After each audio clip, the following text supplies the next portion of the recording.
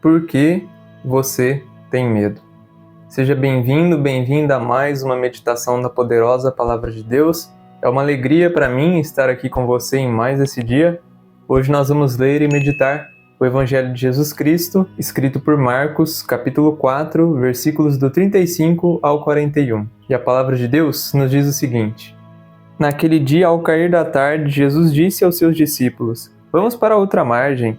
Eles despediram a multidão e levaram Jesus consigo, assim como estava na barca. Havia ainda outras barcas com ele. Começou a soprar uma ventania muito forte, e as ondas se lançavam dentro da barca, de modo que a barca já começava a se encher.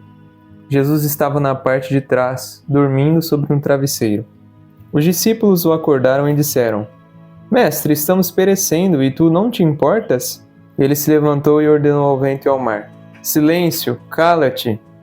O vento cessou e houve uma grande calmaria. Então Jesus perguntou aos discípulos: Por que sois tão medrosos? Ainda não tendes fé? Eles sentiram um grande medo e diziam uns aos outros: Quem é este, a quem até o vento e o mar obedecem?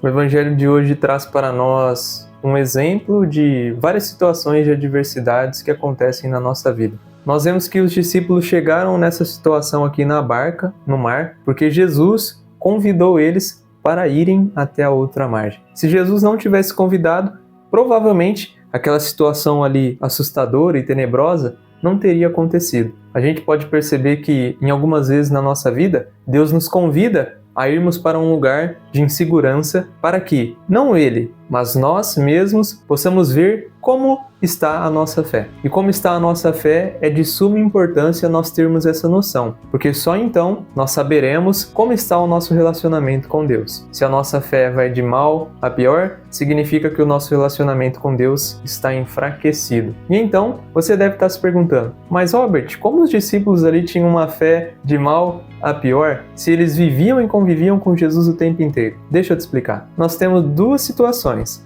A situação que nós temos a fé e não praticamos ela é como um músculo que precisa ser exercitada, e tem uma situação que nós não temos fé. Acontece que os discípulos, nesse caso, eles não tinham fé. Percebe como Jesus questiona eles: Por que sois tão medrosos? Ainda não tendes fé? Então nós logo entendemos que quando o medo domina a nossa vida, significa que a gente não tem fé em Deus, que nós não temos esse dom que vem de Deus para nós exercitarmos ele. E vai existir situações que nós já temos fé, mas que Deus nos colocará em situações de adversidades para nós exercitarmos a nossa fé, para que ela se fortaleça. Ela passa a ser de uma fé pequena para uma fé maior.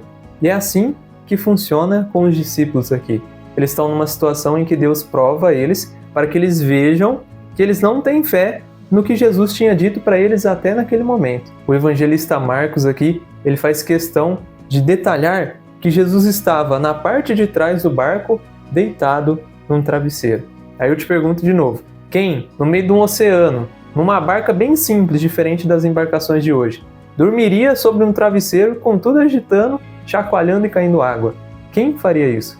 Somente quem tem o coração alicerçado na fé em Deus pode passar pelas situações de tribulação com essa serenidade. E de fato, Jesus era assim. Ele tinha uma fé inabalável no Pai, que para descansar nessa tranquilidade, nesse sossego em meio às adversidades, nos causem medo, é preciso ter fé, a nossa fé alicerçada na Palavra de Deus, para que nós possamos passar por essas adversidades, sabendo que elas fortificam a nossa fé e mostram para nós que nós temos alguém que cuida da nossa vida. E é o que acontece aqui. Jesus mostra para os discípulos que, por mais que ele estava dormindo, ele está, ainda assim, no controle da vida deles. Se ele disse: Vamos para outra margem, é porque, de fato, eles passariam para outra margem, sem que aquela tempestade fizesse eles perecerem, assim como os discípulos questionaram Jesus. Então, se Jesus disse: Vamos até a outra margem, é porque nós vamos até a outra margem. E por mais que as adversidades venham até nós,